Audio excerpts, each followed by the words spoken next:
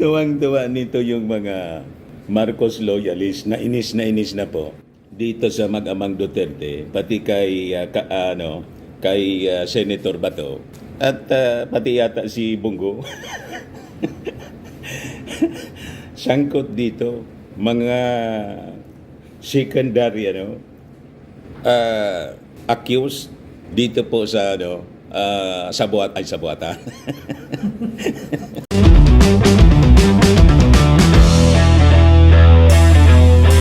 Nang paano na? Langis pang motor. Taranta na po mga kababayan si Bato. What? Ito kasing si Estela, si Trillanes po.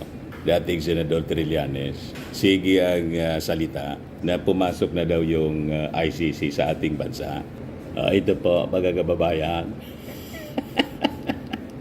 And with that, pina-challenge mga kababayan ni Bato yung ating Pangulong BBM. BBM.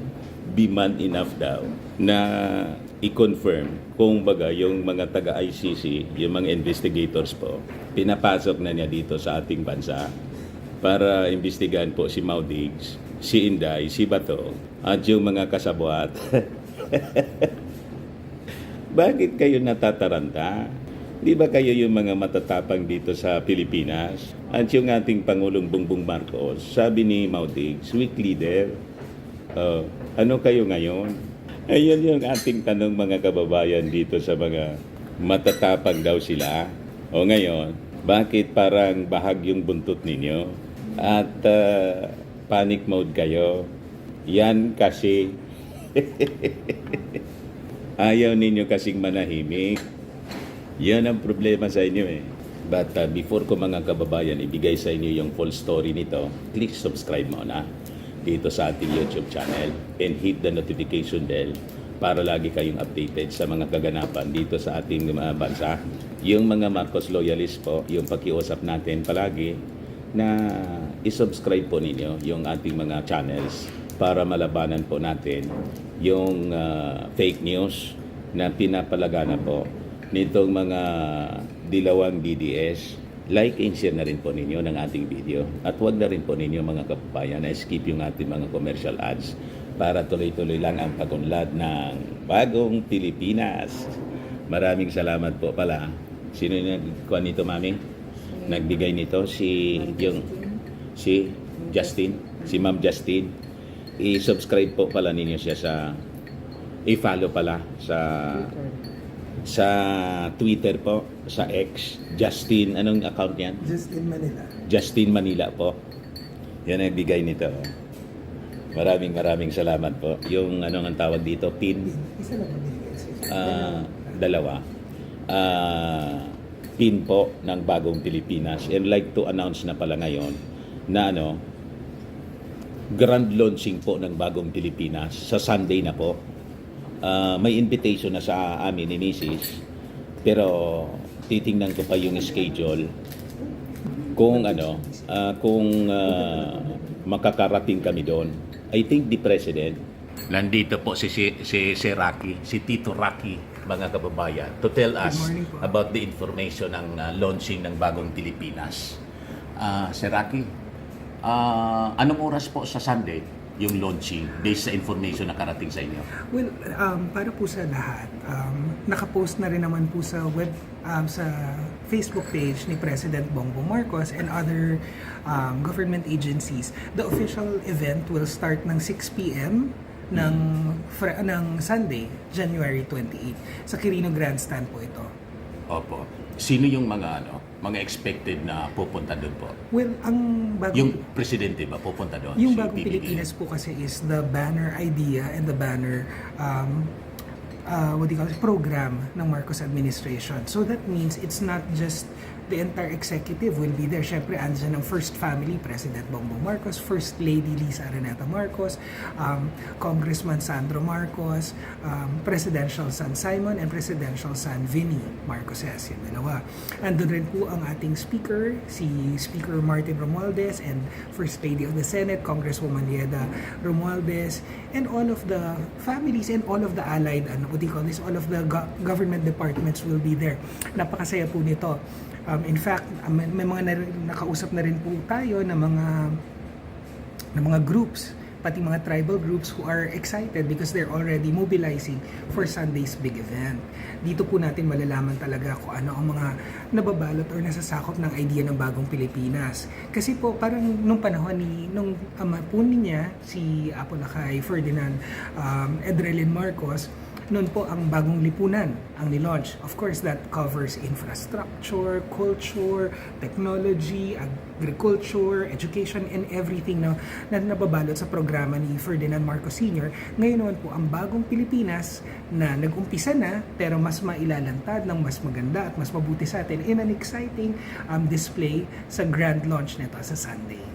And of course, idagdag na natin yung successful launching kahapon ng Congress TV. Ayan po. Yeah. Ang Congress TV naman po, nilaunch na kahapon, this is under PTV Network po. So, naglaan po ang PTV under General Manager Ana Puod ng isang channel. Ang officially, it will be from 9 a.m. to 9 p.m. Makikita po dito ng mga tao, lahat ng mga Pilipino na interesado malaman kung ano po ba talaga ang nangyari sa loob ng Kongreso. Naka-live stream po yan from 9 a.m. to 9 p.m. So, mas transparent na, mas maiintindihan ng mga tao, totoo ba ang mga nababalitaan nila sa Facebook, totoo ba ang namamaritas nila sa iba't ibang social media platforms, TikTok, Facebook, YouTube, Twitter, X.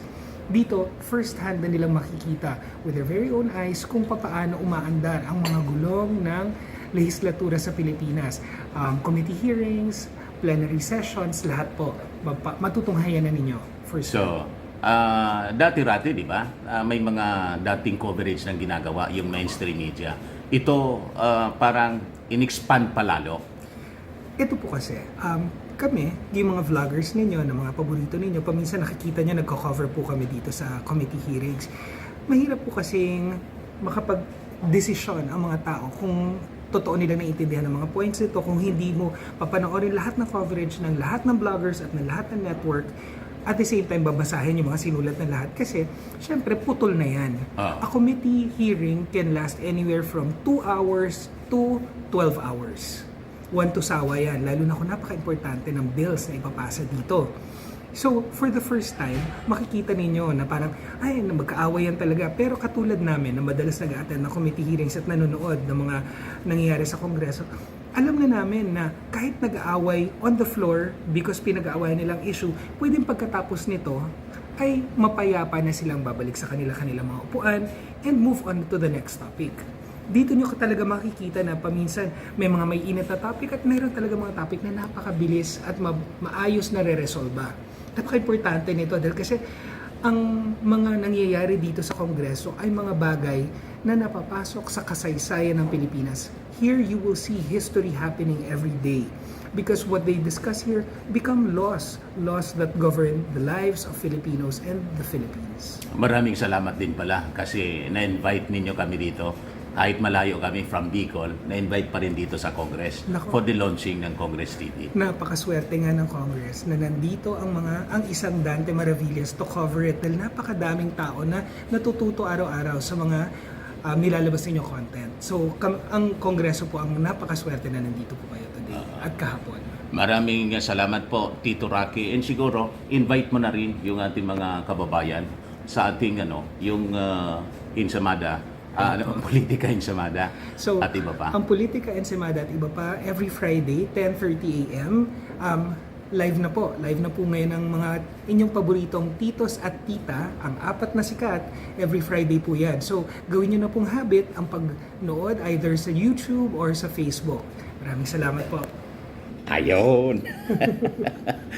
Mga kababayan, so tuloy natin yung ating kwento. So ito yung ikinataranta mga kababayan ni Senator Bato. Panic mode niya, Mr. Maravillas. Panic mode po. Sabi rito, based on my information, sabi ni Estela, si Trillanes po, kababayan ko ito, Tagaligaw. Tapos kakandidato doon sa Manila, sa Taguig ba yun? Mayor.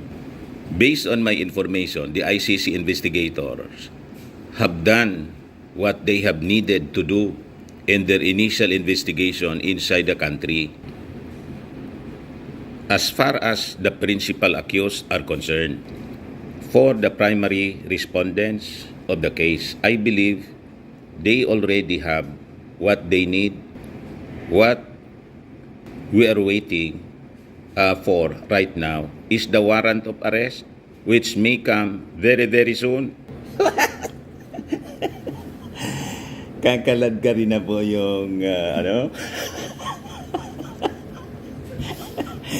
Tuwang-tuwa nito yung mga Marcos loyalists na inis na po dito sa mag-amang Duterte, pati kay Senator Bato at pati yata si Bongo. Sangkot dito mga secondary accused dito po sa Sabuatan. Sorry po. Sa war on drugs, tukang-tukang kasi kayo eh. Ayun tuloy. Yung programa ninyo kasi nakasentro sa tukang-tukang, EJK for the past 6 years. Inubos yung panahon sa kakatukang EJK. Ito ngayon, sasabihin ninyo, pinipersecute kayo ng administration. Kagagawa ninyo yan. Kayo yung naghukay. You dig your own grave po. Inukay ninyo yung inyong... Sabi nga sa Bicol, kinalot nindo ang saindong sa diring lubungan. Nilibing ninyo yung sarili ninyo. Tapos ituturo ninyo yung mga taga-palasyo. Na naman kayo. Kayo yung gumawa ng sarili ninyong problema. Siyempre, yung ICC, trabaho nila yon. Protection sila sa they are for the protection of human rights ng mga mamamayan ng mundo. Nag-abuso kasi kayo. Sumubra, di ba? Tingnan ninyo yung programa ng ating present administration ni President Bongbong Marcos. Nakasentro doon sa rehabilitation. Kasi itong mga gumagamit po ng droga, biktima din po sila. Di ba?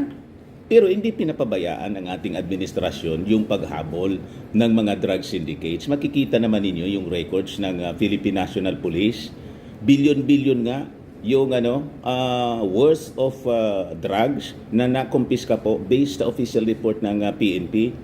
Ngayon, turo kayo ng turo na pinipersecute kayo ng ating administrasyon. Wala pong ganon. Wala pong control yung ating administrasyon sa ICC. Di ba? Ano niya, Mr. Maravillas, na walang control? Ang sabi po ng DOJ, they will not stop the investigator so long wala silang i-violate na batas ng Pilipinas. Di ba fair lang yun po, mga kababayan? Kasi po, no one is above the law. Ganon yung strictly ino-observe ng ating administrasyon ngayon. And we are for the law and order and we recognize the power of the United Nations. Kasi pag hindi po, inconsistent tayo niyan. Sa issue halimbawa po mga kababayan ng UNCLOS, di ba yun ating pinapangawakan? Pagkatapos sa issue ng ICC, ayaw natin. Hindi man po pwedeng ganon. And unang-una, may resolution po yung Congress dito. Yung Committee on Human Rights. Ganon po. Baka naman ituro ninyo si Speaker Martin. Walang kinalaman dyan, yung ating speaker. Tutok na tutok po siya para sa pagtulong sa ating Pangulong Bongbong Marcos na mapaunlad ang ating ekonomiya. Kaya nga po, galing pa lang po siya sa Davao, Switzerland for the, tawag doon, yung sa World Economic Forum po. Kasi yung ating speaker po, yung inaasahan ng ating Pangulong Bongbong talaga, kambal dikit sila para sa pagpaunlad ng ating bansa. Wala siyang panahon sa politika po na mga ganyan. Trabaho lang po siya ng trabaho. Nakita namin kahapon dito sa Congress. So ito ngayon yung reaction po ni Bato. Sabi niya, be man enough, just tell us the real score. Sabihan lang, wala namang problema doon. Wala nang patalikod na transaksyon. What? Gusto palabasin ni Bato po. Tinatraidor sila. Pag sinasabihan mo ako noon na hindi sila pwedeng pumasok at biglang nagbago ang ihip ng hangin at ngayon ay pumayag na kayo. Please tell us, you are our president, you are our leader. Please tell us so that we know what to do. Ni ano pa, lumipad na kayo papuntang Beijing.